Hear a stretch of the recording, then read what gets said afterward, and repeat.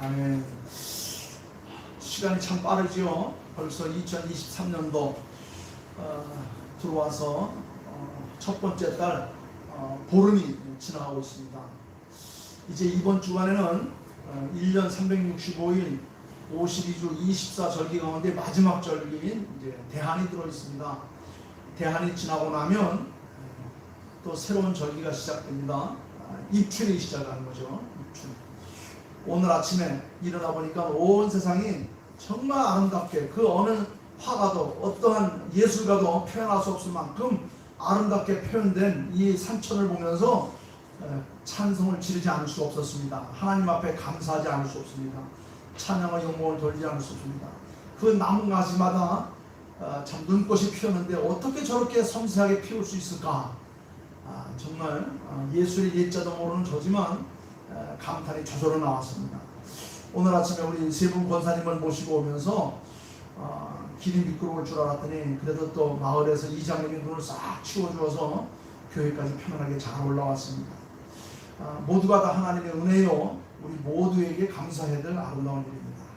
저는 2023년도를 시작하면서 2월달 한 달은 늘 새해 첫 달로서 우리가 어떻게 새해를 시작할 것인가 하는 그런 의미로 늘 새해를 어떻게 보낼 것인가 하는 그런 말씀들을 찾아서 우리가 함께 나누는 그런 시간을 갖습니다. 오늘은 신명기서를 한번 보도록 하겠습니다. 신명기는 모세 5경 중 마지막 책인데, 이 신명기는 이스라엘 백성들이 모세를 통하여서 모든 참 고난의 과정을 다 마치고 이제 젖과 꿀이 흐르는 가나안 땅에 들어가서 어떻게 살아야 될 것인가 하는 것을 기록해놓은 그런 책입니다. 그러니까 이스라엘 백성들이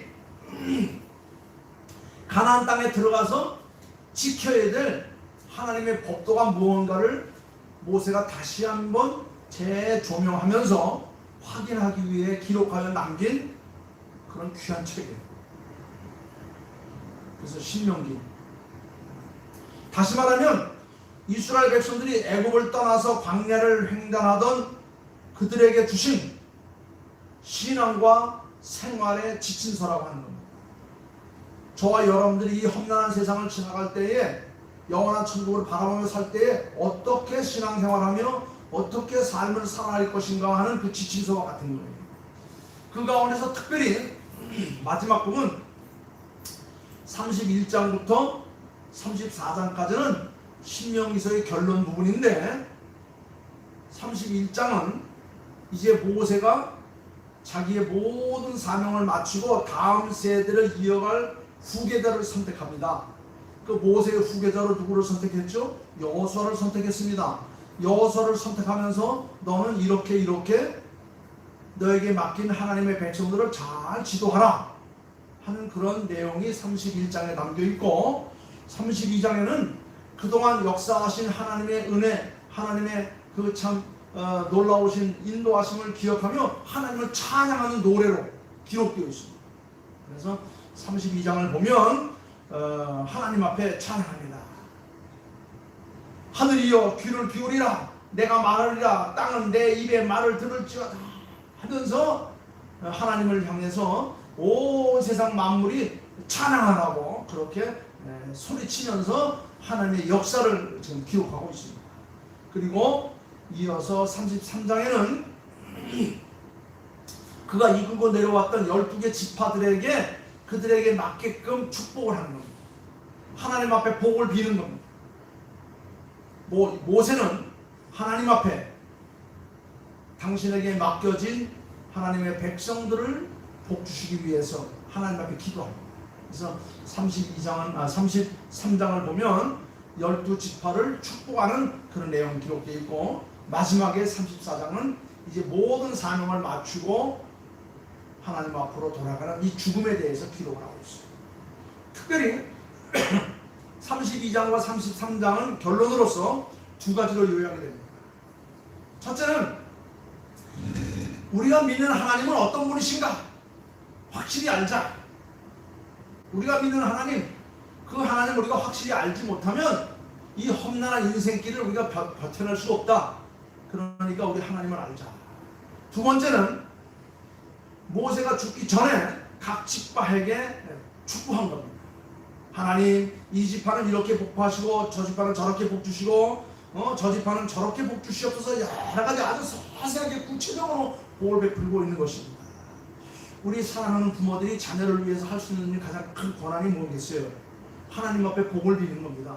하나님, 나의 큰아들에게는 이렇게 지혜로운 아들이 되게 하시고 나의 작은아들에게 이렇게 슬기로운 아들이 되게 하셨사오니 하나님 복 주시옵소서, 복 주시옵소서. 그들의 장래를 평탄케 하시고 그들의 장래가 하나님 앞에 복받는 장래가 되게 해달라고 기도하는 것이 바로 우리 부모에 된 자들의 입장인데, 마찬가지로 모세는 죽기 직전에 자기가 맡았던 12지파를 일일이 기억하며 부르며 그들에게 하나님 앞에 복을 비는 겁니다.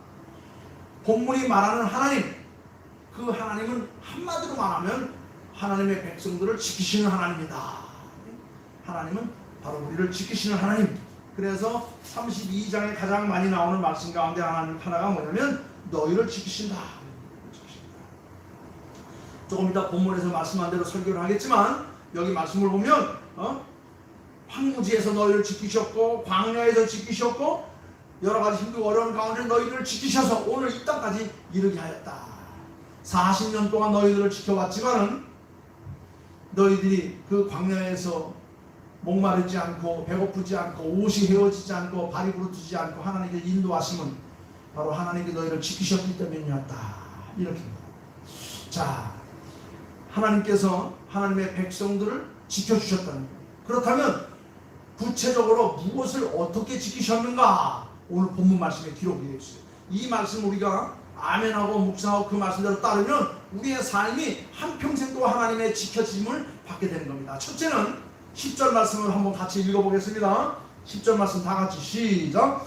여호와께서 그를 황무지에서 짐승이 부르짖는 광야에서 만나시고 호위하시며 보호하시며 자기 눈동자와 같이 지키셨도다. 열악한 환경과 위기에서도 우리를 지켜주신다는 겁니다. 이게 바로 우리가 믿는 하나님이, 그 하나님과 함께하기 때문에 우리는 두려워할 것 없습니다. 놀랄 것 없습니다. 당황할 것 없는 것입니다. 분명히 말하기는 하나님께서는 하나님의 백성들을 황무지에서 짐승들이 울부짖는 광야에서 우리를 만나시고 지키시고 보호하시고 함께하신다. 여러분, 이스라엘 백성들이 애굽을 떠나서 가나안 땅에 이를 동안 40년 동안 지나왔던 그 광야, 그 광야는 사람이 거처하거나 통과하기 아주 힘든 곳입니다. 일교차가 심해서 낮에는 온도가 40도 이상까지 올라갑니다. 밤에는 영하로 떨어집니다. 그래서 낮에는 열사병으로 쓰러질 만큼 폭염이 계속되다가 밤이 되면 추위가 와서 모두가 다 움츠릴 수밖에 없는 그런 날씨. 심지어 광야는 물이 없어서 목말라 죽기 십상입니다. 심지어 그곳에는 아주 무서운 맹독을 가진 그런 벌레와 짐승들이 우글거리고 있습니다. 독사와 맹수들이 들끓기 때문에 언제 어디에서 어떻게 기습을 받을지 예측 불허인 그런 상황입니다. 거기다가 먹을 것을 구할 수 있는 것도 없습니다. 여러분, 그런데 하나님께서 모세를 통하여서 받으시는 그 내용이 뭐냐? 너희가 믿는 하나님, 너희가 따르는 하나님은 황무지에서 짐승들이 부르짖는 광야에서라고 말했어요. 구약 성경에 보면 그토록 열악하고 위험천만한 황무지를 횡단했던 이스라엘 백성들 40년 동안 지나면서 그 많은 백성들이 단 한 명도 목말라 죽거나 일사병으로 죽었거나 배고파 죽었거나 추위에 죽었거나 맹수에 물려 죽었다는 내용은 하나도 없습니다.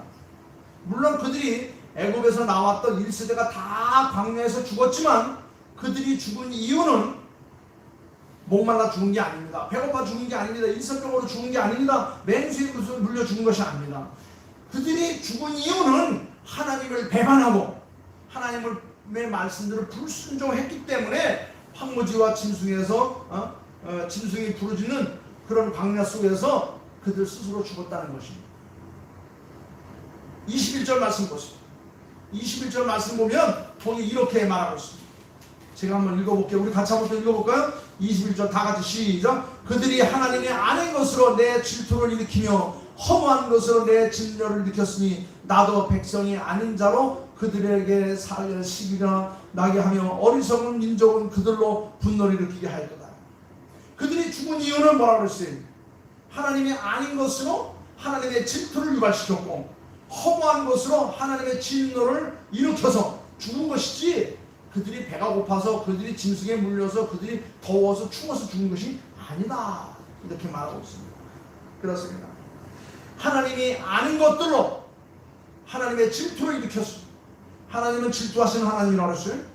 그건 뭐냐? 하나님 외에 다른 것들을 섬기면 그 우상 숭배인데 그로 인하여 너희들을 다 도멸할 것이다.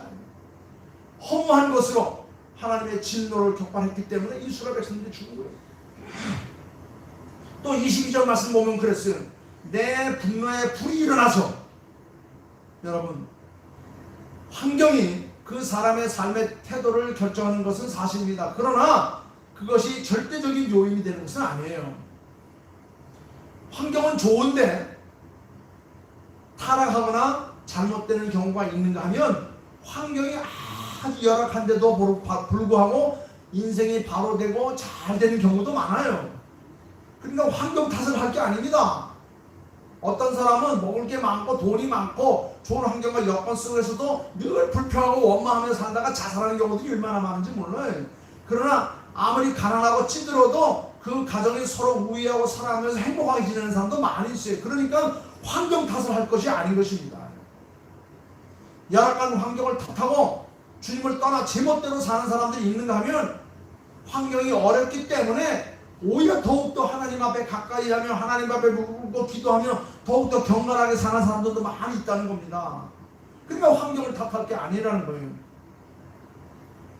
돈 잘 벌고 성공하고 잘 살게 됐기 때문에 주님을 외면하고 교회를 떠나가고 신앙생활을 등지는 사람도 많이 있어요.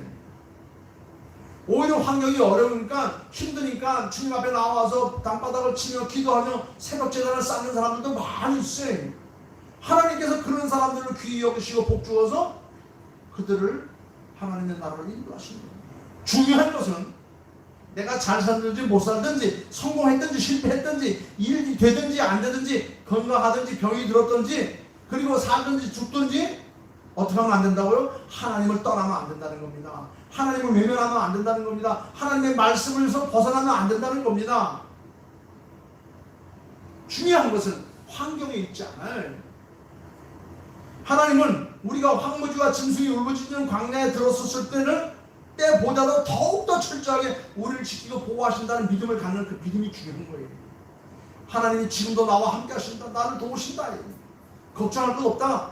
여지까지 인도하신 하나님, 뭐가 아쉬워서 앞으로 남은 날을 하나님 복 주지 않겠는가. 70년 동안 이렇게 건강하고 행복하게 인도하신 하나님, 남은 날 얼마나 된다고, 하나님께서 뭐가 아깝다고 날 지켜주지 않겠는가. 동색 성자도 아낌없이 나에게 주신 하나님 뭐가 아까워서 내게 복 주시기를 주저하시겠는가. 문제는 나에게 있어야 돼요. 내가 하나님을 떠나느냐, 하나님의 율례 법도를 지키지 않느냐, 하나님 앞에 예배하는 사람을 소홀히 여기지 않느냐, 하나님 앞에 헌신과 희생과 충성을 내가 얼마만큼 드리느냐, 여하에 따라서 그 복이 내게 오고 하고 하는 것입니다. 여러분, 하나님은 나를 지키시는 하나님, 이것이 우리의 믿음이에요. 광야에서, 짐승이 울부짖는 광야에서도 나를 지키셨던 하나님. 성경에 그런 예를 많이 찾을 수 있어요. 다니엘과 그의 세 친구들, 그들이 믿음을 지켰다가 사자굴에 빠졌습니다. 풀무불 속에 던짐을 당했습니다. 그럴 때에도 사자들의 입을 봉하여 주셨고 풀무불이 사르지 못하도록 지켜주셨다고 성경 우리에게 기록하고 있습니다.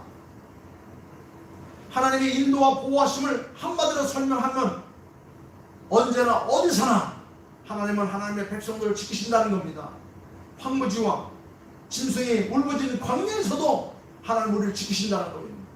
사탄 마귀 악령이 우리를 사로잡으려 해도 하나님 앞에 서는 사람들은 어찌할 수가 없는 거예요.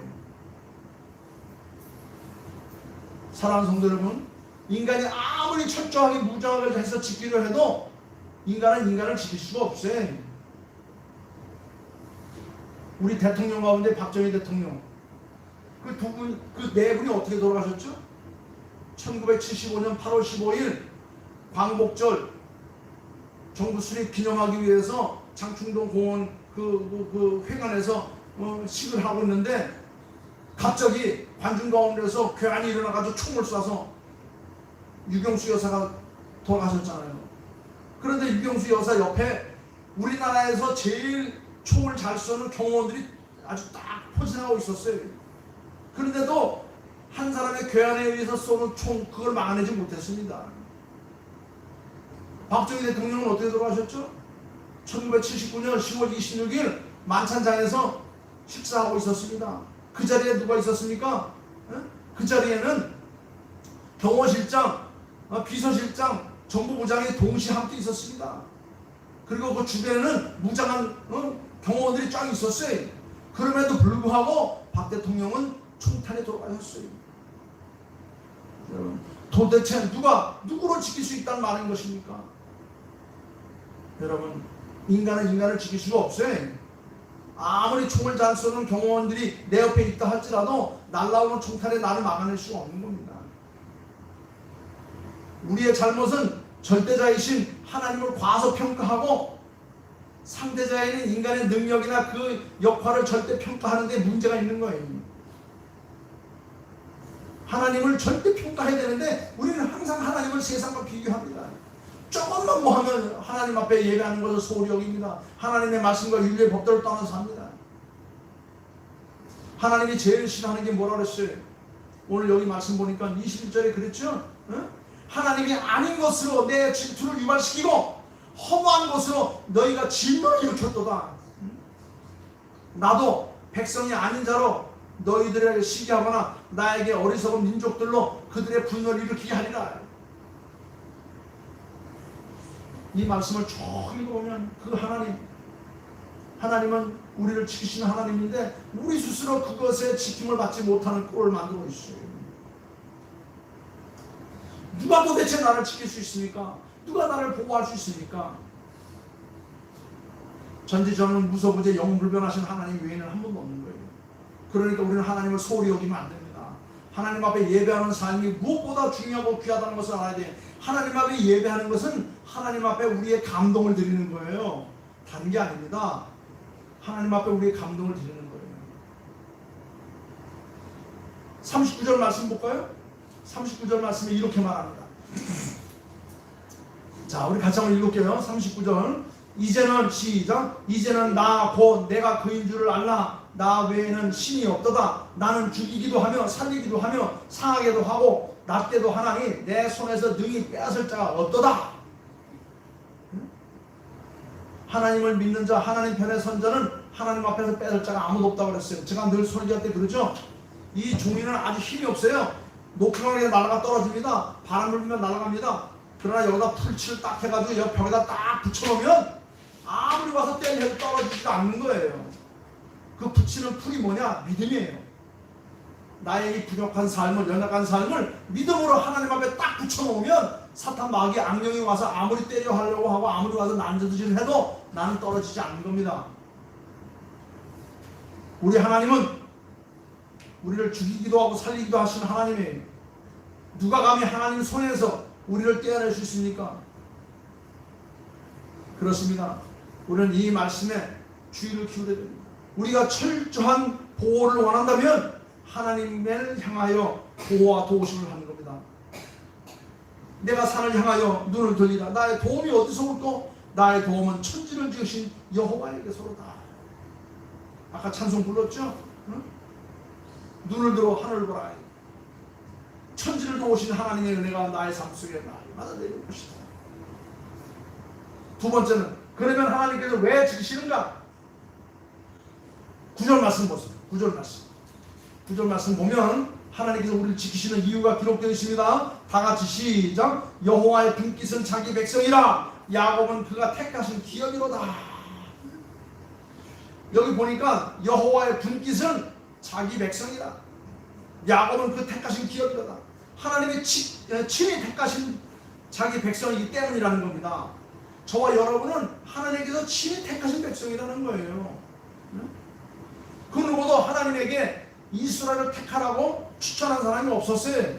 왜냐하면 하나님 스스로 이스라엘을 택했기 때문에 그 이스라엘 백성들에 대한 책임이 있어요. 그렇습니다. 이스라엘 백성들 스스로의 의도와는 전혀 상관없이 하나님의 일방적인 선택이라는 거예요.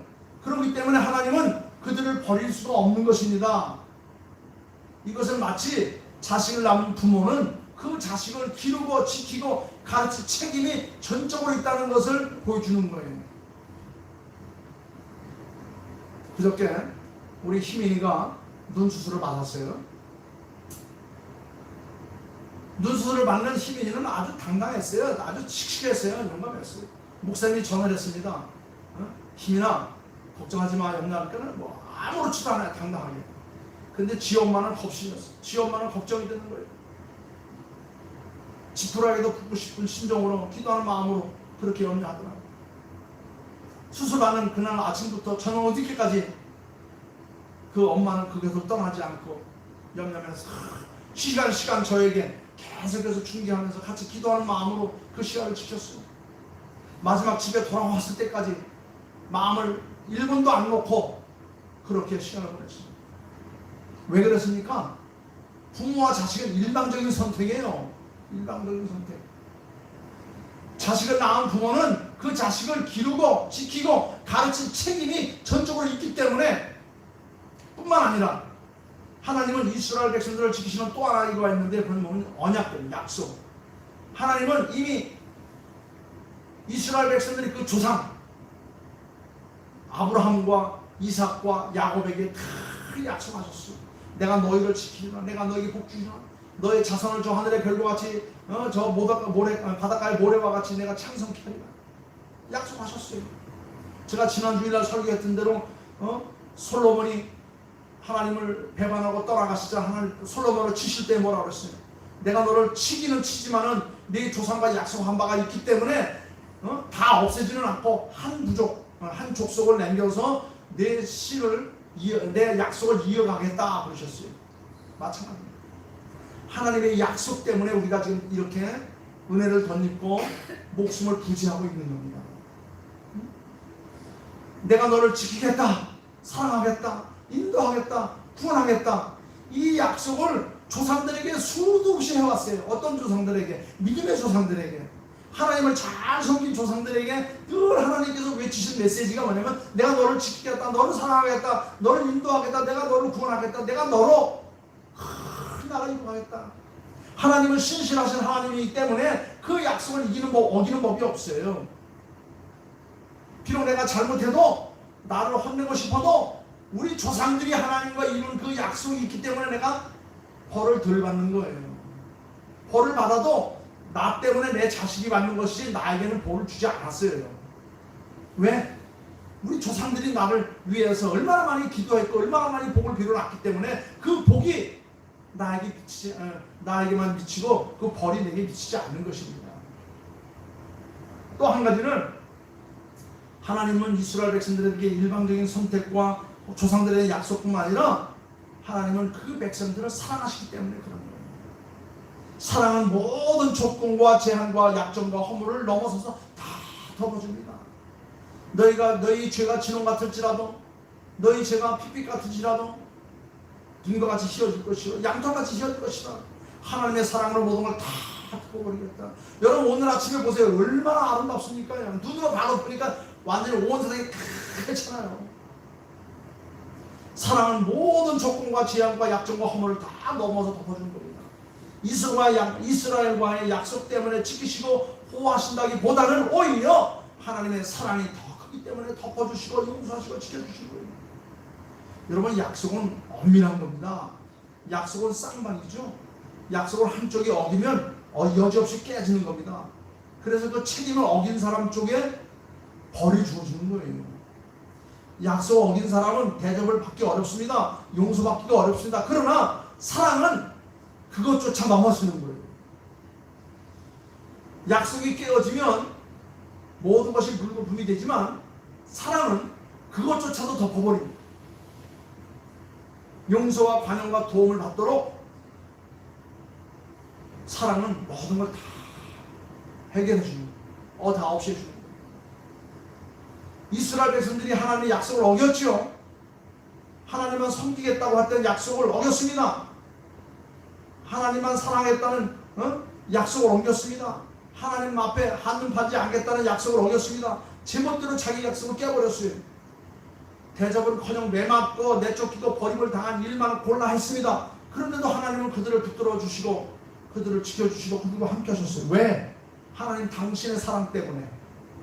하나님의 사랑으로 인하여 우리가 용서함을 받을 수 있다는 것, 이게 가장 큰 은혜예요. 그래서 우리가 하나님을 표현할 때 그래요. 사랑의 하나님. 축도할 때도 그러죠. 예수님의 구원과 하나님의 사랑과 성령의 인도하심, 하나님의 사랑하심. 사랑으로 눈이 가리워지면 세상 만사가 다 아름답게 보이는 거예요. 부부 가운데 살다 보면 서로 부딪고 막 싸우고 막 이혼하고 그러죠. 그런데 어떻게 결혼했을까? 사랑 때문에 결혼한 거예요. 사랑을 하니까 눈이 다 멀었어요. 그 당시는. 결혼도 사랑이 절대 조건이긴 하지만 사랑은 판단을 흐리게 하기 때문에 결혼하게 한 거예요. 사랑을 하면 꼼보도 째보도 다 아름답게 보이는 거예요. 그런데 살다 보니까 사랑이 식어지니까, 사랑이 벽해지니까 본 모양이 드러나서 지지고 볶고 싸우고 이혼하고 난리 법석을 치는 겁니다. 잘못했음에도 불구하고 매맞는 짓을 했음에도 불구하고 용서받고 보호받는 이유는 뭐냐? 하나님의 사랑 때문에 그래요. 하나님은 우리를 사랑으로 보니까 우리의 결점이 안 보여요. 다 덮어버린 거예요. 다 용서해버린 거예요. 그만큼 하나님의 사랑이 힘이 있는 겁니다. 우리가 불길 같은 죄를 지었어도 하나님 앞에 용서받을 수 있는 이유는 바로 뭐냐면 우리를 향한 하나님의 사랑이에요. 하나님은 우리에 대해서 눈이 멀으셨어요. 좀 지나치게 얘기하면 그렇다는 겁니다.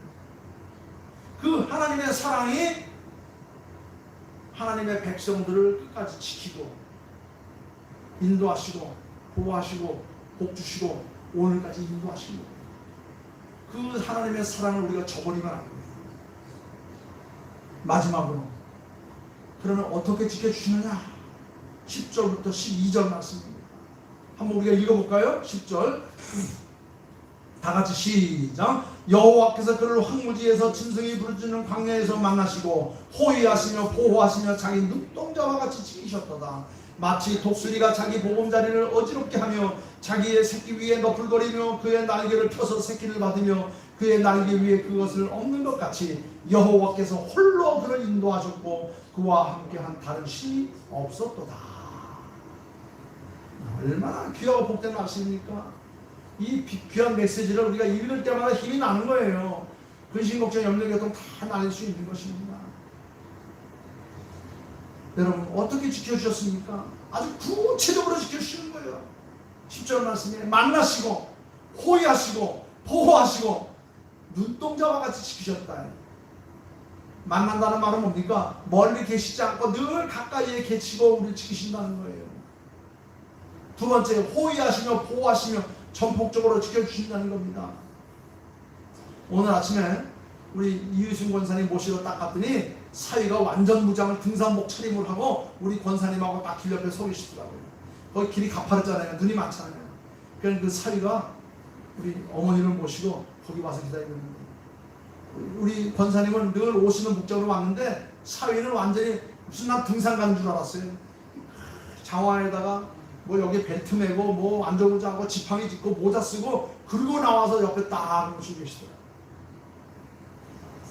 전폭적으로 호위하시고 보호하시고 지켜줍니다. 자기 눈동자와 같이 지킨다는 건 뭐냐? 완벽하게 지킨다는 겁니다. 눈동자.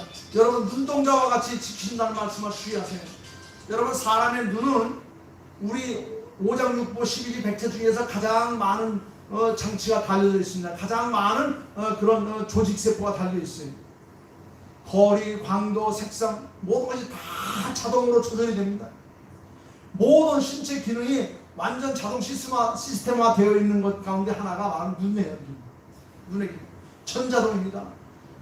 눈꺼풀만 하나만 해도 완전 자동 개폐식으로 유사시에 즉흥적으로 눈꺼풀이 내려갑니다. 눈물샘이 나와서 식혀줍니다. 우리 눈동자와 같이 지킨다고 했어요. 눈동자를 위해서 눈꺼풀이 있고 속눈썹, 겉눈썹, 머리카락, 이마 다 있지 않습니까? 이렇게 자기 눈을 보호하듯 철저하게 완벽하게 하나님의 백성들을 하나님께서 지켜주신다는 거예요. 이것이 아멘입니다. 사람의 전자 지체 가운데 가장 빠르게 움직이는 것이 뭐냐? 신경조직, 두뇌 판단, 눈동자라고 합니다. 하나님은 당신의 눈을 보호하듯이 당신의 백성들을 지키시고 보호하시고 지켜주시고 복 주신다는 거예요. 아멘. 그 다음에 어떻게 인도하신다고요? 홀로 인도하신다고 해서 홀로 인도하신다.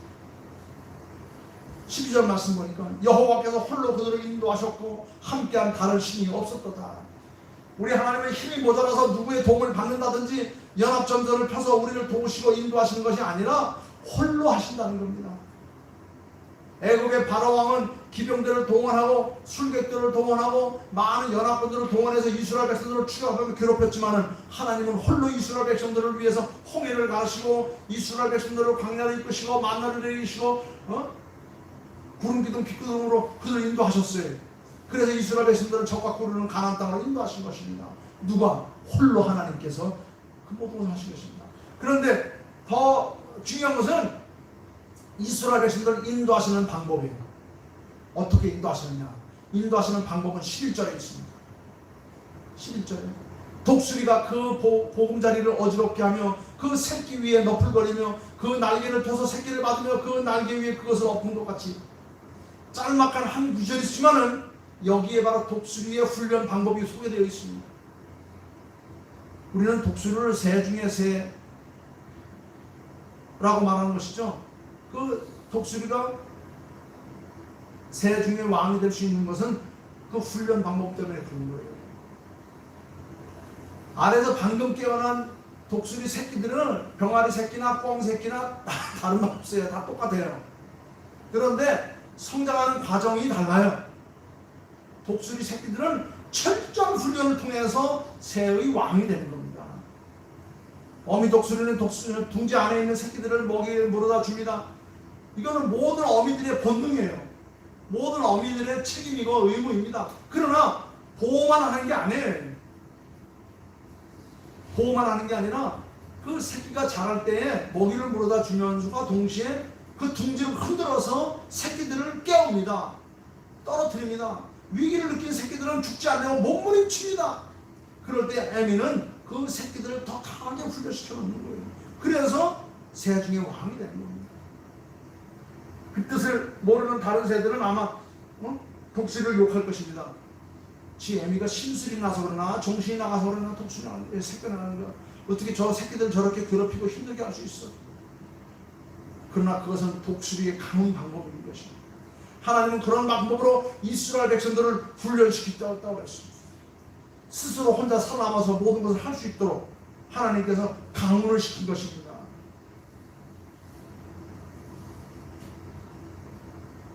우리가 건강하게 살려면 어떻게 되죠? 우리 몸의 육체에 단련을 해야 되죠. 면역성을 키워야 돼요. 면역성을 키우기 위해서는 영양가 있는 음식을 먹습니다. 몸의 근력을 위해서는 늘 끊임없이 운동을 하는 거예요. 그리고 우리 정신력을 강하게 하기 위해서는 늘 명상을 하고 책을 읽고 또 우리의 영적 건강을 위해서는 예배에 참석해서 하나님 앞에 기도하는 생활, 이런 것들이 복합적으로 이루어져야 우리가 건강한 생활을 할 수 있는 것입니다.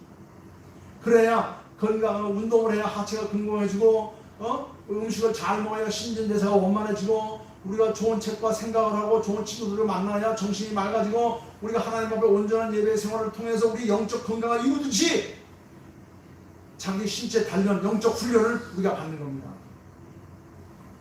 하나님은 이것을 위해서 하나님의 백성들을 끊임없이 강원을 시키는 겁니다.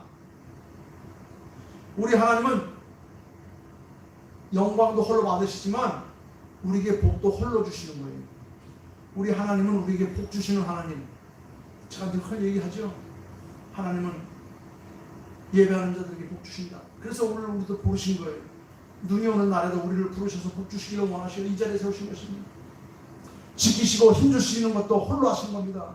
인생을 살고 신앙생활을 해나가는 동안 보금자리가 흔들릴 수 있습니다. 둥지에서 떨어지는 아픔과 고통을 당할 수도 있습니다. 그러나 그것은 파멸이 아닙니다. 그것은 하나님의 인도하심입니다. 하나님의 연단이십니다. 하나님의 복 주심입니다. 하나님이 더 크게 우리를 쓰시기 위해서 지나가는 과정인 것입니다. 말씀을 냈습니다. 독수리가 새끼를 훈련하듯 훌륭한 지휘관은 병사들을 끊임없이 훈련시킵니다. 감독이 선수들을 훈련합니다. 거기에 합격하면 강한 독수리가 됩니다. 강한 병사가 되는 겁니다. 강한 선수가 되는 겁니다. 하나님은 지금도 나를 지키시고 인도하시고 보호하시고 복주시는 하나님, 그 하나님 아멘으로 믿고 우리의 신앙생활이 더욱더 향상되어 갈 수 있도록 그렇게 전진하는 겁니다. 2023년도가 벌써 1월 절반이 지났습니다. 이제 남은 달 동안 더 열심히 신앙생활에 정진하며 하나님이 우리를 인도하심에 감사하며 우리가 옛날을 기억하며 역대의 연대를 우리가 생각하면서 지극히 높으신 자 그 하나님이 우리를 지금도 지키시고 보호하시고 인도하시고 복 주신다는 것을 아멘으로 믿고 신앙생활에 더욱더 일로 매진할 수 있는 저와 여러분들 다 될 수 있기를 주님의 이름으로 축원합니다. 기도하겠습니다. 아버지 하나님 감사합니다. 23년도 시작된 지 벌써 1월 보름이 되었습니다. 그동안 아버지 하나님 저희들 하나님 앞에 아직도 올바른 신앙생활 하지 못한 것 있으면 용서하시고 앞으로 나아가는 날들 하나님께서 복 주셔서 날마다 승리하게 하여 주셔서 우리가 믿는 하나님께서는 우리를 황무지에서 짐승이 부르짖는 광야에서 만나시고 호위하시고 보호하시며 지키시며 복주시는 하나님을 하였사옵니다. 아멘으로 믿고 따라가게 하여 주시사 올 한 해 동안도 승리하는 한 해가 되어 날마다 주를 찬양하며 믿는 자들과 더불어 복을 나눌 수 있는 축복된 삶이 있게 하여 주시옵소서. 감사하며 거룩하옵신 예수님의 이름으로 기도하옵나이다. 아멘. 아멘.